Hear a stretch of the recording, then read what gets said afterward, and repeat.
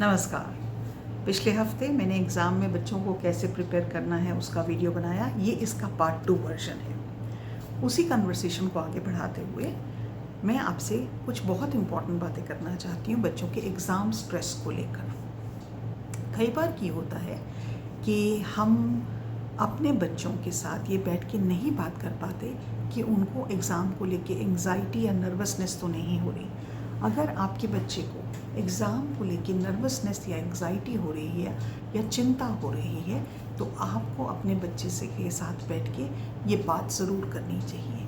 बेहतर ये होगा कि both parents, father and mother, अगर बच्चे के साथ बैठ के ये बात कर सकें। अगर आप एक सिंगल पेरेंट हैं तो आप टाइम निकाल के अपने बच्चे से ये ज़रूर बात करें कि बेटा आपको एग्ज़ाम के बारे में चिंता हो रही है तो क्यों हो रही है।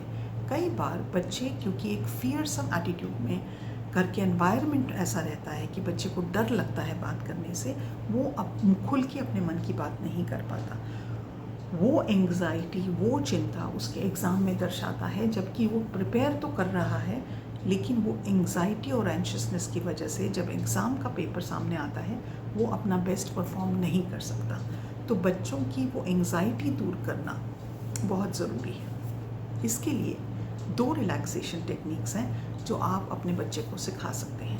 पहला रिलैक्सेशन टेक्निक तो ये है कि बच्चा जब एंशियस फील कर रहा है, जब उसे बहुत एंग्जाइटी हो रही है तो उसको ये बोलें अपना ये जो हिस्सा है, इधर का हिस्सा, उसको रब करें।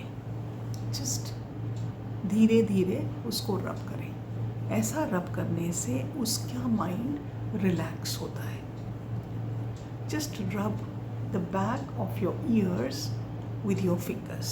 पहला रिलैक्सेशन टेक्निक तो ये है। दूसरा रिलैक्सेशन टेक्निक जो आप अपने बच्चे को सिखा सकते हैं वो है डीप ब्रीदिंग। डीप ब्रीदिंग का मतलब ये है कि 4 तक अंदर डीप ब्रीथ लें,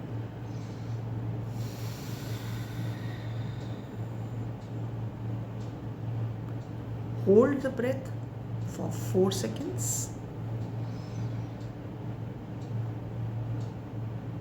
and release your breath in 4 seconds। ऐसा करने से हमारी डीप ब्रीदिंग की एक्सरसाइज टेक्निक बच्चे करेंगे जब, उसको करने से बच्चों का माइंड रिलैक्स होता है। हमारी योगिक प्रैक्टिसेस जो हमारे साथ, हम लोग इतने फॉर्चुनेट हैं अपने देश में कि हमारे यहाँ ऐसे ऐसे टेक्निक्स हैं जो लाखों सालों से चले आ रहे हैं, हज़ारों साल से चले आ रहे हैं। उनको प्रैक्टिस करना, उनको सिखाना और उनको प्रैक्टिकल बनाना अपनी रोज़मर्रा की ज़िंदगी में बहुत हेल्पफुल है।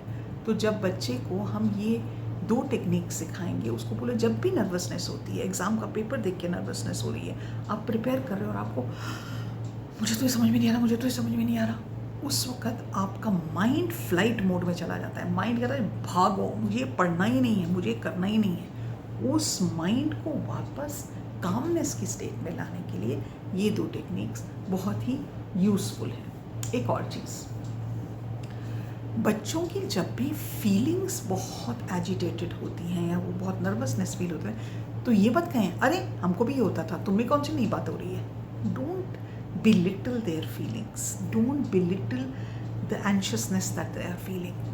Sit next to them, उनका हाथ पकड़ें, उनको अपने पास बुलाएं और कहें बेटा ये नॉर्मल है। ये नॉर्मल इसलिए है क्योंकि हमारा जो माइंड है वो इस तरह से काम करता है, जब चीज़ें उसको समझ में नहीं आती तो वो बौखला जाता है। जब वो बौखला जाता है तो वो चीज़ों को कंट्रोल करने की कोशिश करता है, वो चीज़ों को वहाँ से भागने की कोशिश करता है। तो आप जो ये फील कर रहे हो ना बेटा, it's okay and I am here to support you. मैं आपकी फीलिंग्स को समझ रही हूँ या समझ रहा हूँ, मैं आपको सपोर्ट देने के लिए बैठा हूँ।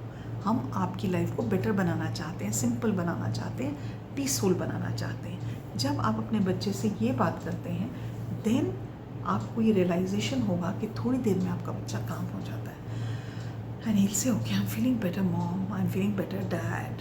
That is the state you want your child to be in when he's preparing for their exams. एक और बात, एंग्जाइटी या वरी ज़्यादातर रात को आती है, तो कोशिश ये करें कि बच्चे अपना बेड टाइम रूटीन मत चेंज करें। अगर एग्ज़ाम भी आ रहे हैं तो एक चीज़ मैं अपनी, जब मैं टीचर थी, अपने पेरेंट्स को बहुत अक्सर बोला करती थी, उनको ये कहती थी ये ज़रूरी नहीं है कि बच्चे 10-10 घंटे बैठ के एग्ज़ाम की प्रिपरेशन करें। ये ज़रूरी है कि बच्चे एक स्केड्यूल को सारा साल फॉलो करें। अगर बच्चा रोज़ 1 घंटा पढ़ता है तो एग्ज़ाम के टाइम में उसे सिर्फ आधा घंटा एक्स्ट्रा पढ़ना है। लेकिन जब आपने ये रूटीन नहीं सेट किया कि बच्चा रोज़ 1 घंटा पढ़ेगा, तो एग्ज़ाम के टाइम में वो बच्चा आधा घंटा पढ़ेगा तब भी सफिशिएंट नहीं होगा। But when the routine is set, जब बच्चा रोज़ आके अपना होमवर्क कर रहा है, बच्चा रोज़ आके अच्छी तरह से वो 1 घंटा पढ़ाई कर रहा है, तो एग्ज़ाम के टाइम में रात के 12-12 बजे तक पढ़ने की ज़रूरत नहीं है, क्योंकि बच्चे ने कॉन्स्टेंटली काम किया है। उसने कोई बैकलॉग नहीं क्रिएट किया।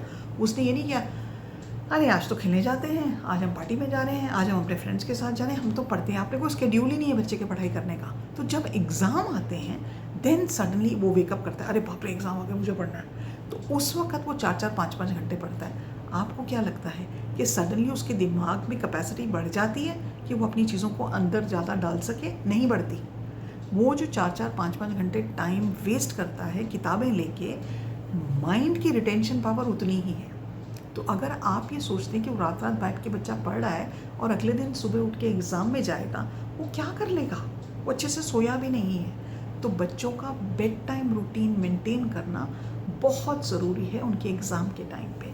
ये नहीं होना चाहिए कि बच्चे 6-6 बजे तक 6 बजे से पढ़ रहे हैं तो रात के 12 बजे तक पढ़ रहे हैं, 8 बजे से पढ़ रहे हैं रात के 2 बजे तक पढ़ें, because it disrupts their mind, it challenges their mind, and when they will go to appear in the exam the next morning, जब उन्होंने ढंग से सोई नहीं है तो पेपर में क्या लिखेंगे? तो बच्चों का बेड टाइम रूटीन करना बहुत बहुत ज़्यादा ज़रूरी है। इस पे ध्यान देना भी बहुत ज़रूरी है। ये कुछ बातें हैं जो मुझे लगता है एज अ पेरेंट आपको ध्यान रखनी चाहिए।